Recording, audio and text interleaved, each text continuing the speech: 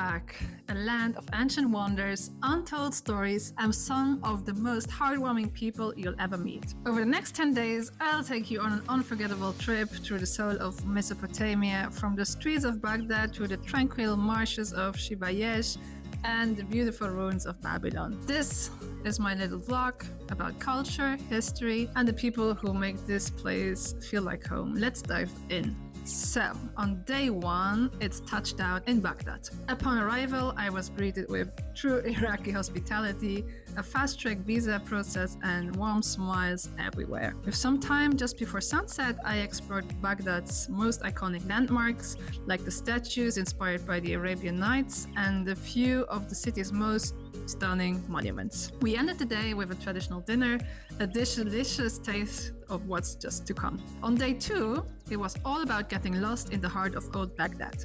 We started with a classic breakfast of khaymer and kahi.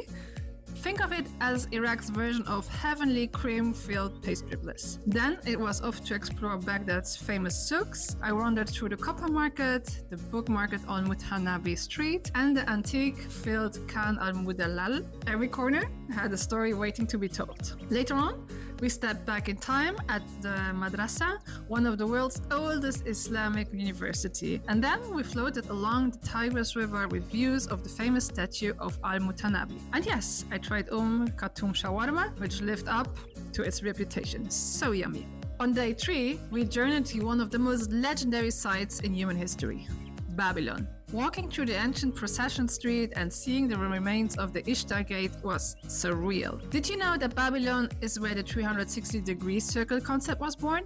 Mind-blowing, right? The site is also home to the Lion of Babylon and the supposed spot where Alexander the Great took his final breath. To cap off the experience, we visited Saddam Hussein's abandoned palace, which sits on a hill overlooking Babylon, a stark reminder of Iraq's more recent history.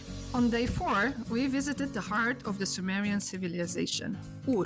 Home to one of the world's oldest ziggurats, this site dates back to the 3rd millennium BCE. It's also believed to be the birthplace of Abraham. The sunset here was otherworldly. Golden light spilling over the ancient ruins, casting long shadows that just felt like whispers from the past. On day 5, imagine waking up in the heart of the Mesopotamian Marshes, a UNESCO World Heritage Site. The marshes are a natural wonder filled with floating reed houses and a way of life that dates back centuries. I shared a breakfast with a local family living in the marshes, took a boat ride through the floating villages, and had a meal of maskuf, a fish unique to these waters. It's absolutely a beautiful place to visit. On day 6 and 7, Samarra welcomed us with its iconic spiral minaret, a jaw-dropping structure that feels like something out of a science fiction movie. Then we moved on to Mosul,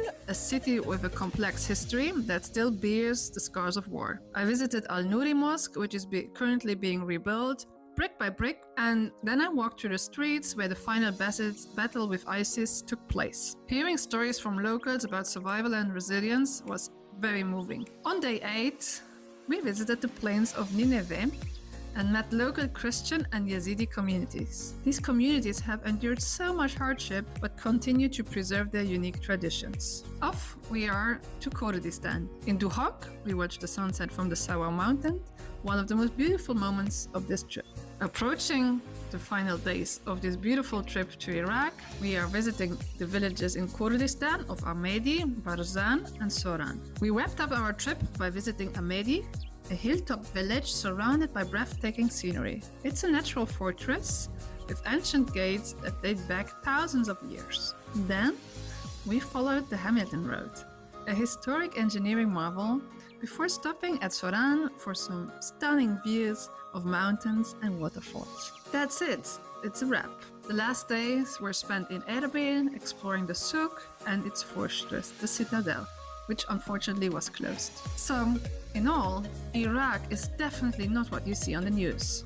It's a place of warmth, hospitality, and essentially humanity. Not for nothing, Iraq is also a symbol and often called the cradle of civilization. The people here will change your heart, and the landscapes will truly leave you speechless, not only once. If you ever get the chance, come and visit Iraq for yourself. If you have enjoyed this journey, make sure to like, subscribe, and drop a comment below. Have you ever dreamed of visiting Iraq?